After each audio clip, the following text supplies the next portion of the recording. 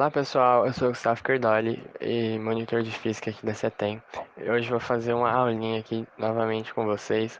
O tema de hoje é máquinas térmicas, segunda lei, trabalho e transformações. Então, a segunda lei da termodinâmica, ela tem um enunciado bem simples de se entender. Vamos ler aqui.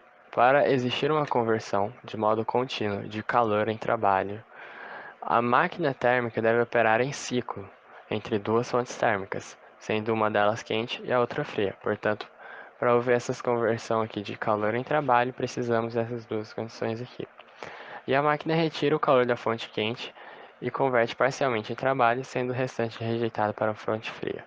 Então, parte do calor que está nessa fonte quente vai para a fonte fria e outra restante, que costuma ser a maior parte da energia, é convertida em trabalho.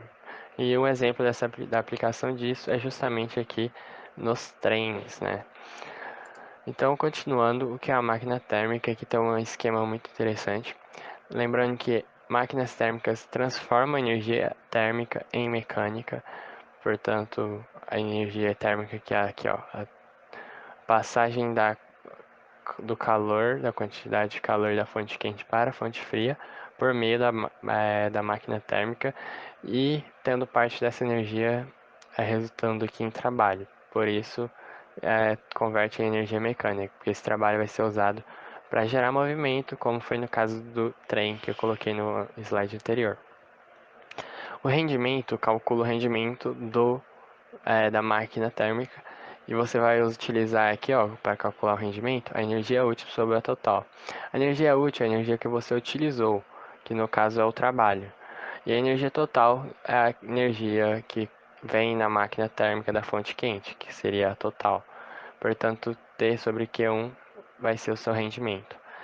Porém, o trabalho é a variação da energia total menos a energia, a quantidade de calor que vai para a fonte fria.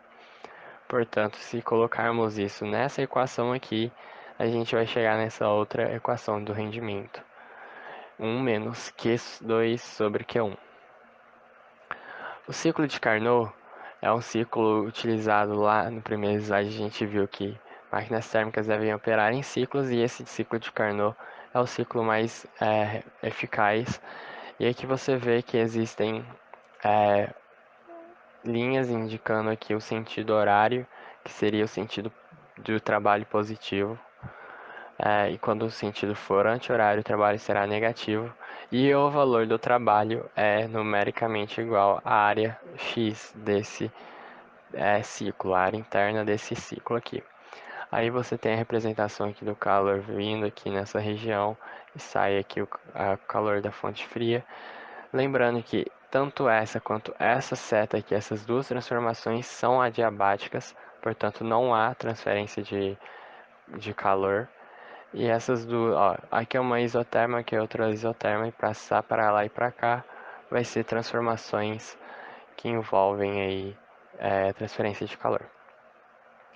Portanto, é isso aqui, principalmente se lembrar que a área dessa parte aqui é numericamente igual ao trabalho. Carnot, que é o carinha do ciclo, demonstrou que as quantidades de calor trocadas são proporcionais às próprias temperaturas da fonte.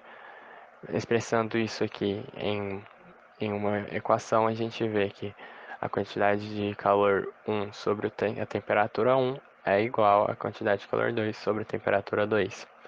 Portanto, se a gente voltar naquela equação do rendimento e substituir Q2 sobre Q1 por T2 sobre T1, a gente vai chegar numa outra maneira de calcular o rendimento utilizando as temperaturas, que é essa fórmula aqui. Portanto, agora vamos fazer uma questão do Enem para aplicar um pouco dos conhecimentos obtidos nessa aula ou revisados. Ok, vamos ler aqui.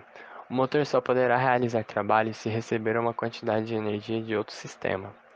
No caso, a energia armazenada no combustível é, em parte, liberada durante a combustão para que o aparelho possa funcionar. Então, aqui é importante. Quando o motor funciona, parte da energia convertida ou transformada na combustão não pode ser utilizada para a realização de trabalho.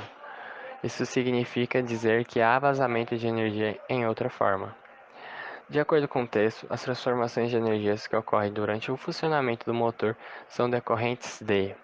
Então a gente está falando aqui das transformações de energia que ocorreram e a gente percebe aqui que ele está dizendo que não é a energia total não será utilizada para realizar trabalho, que haverá outras formas de vazamento que seria, por exemplo, a ida para a fonte fria, certo?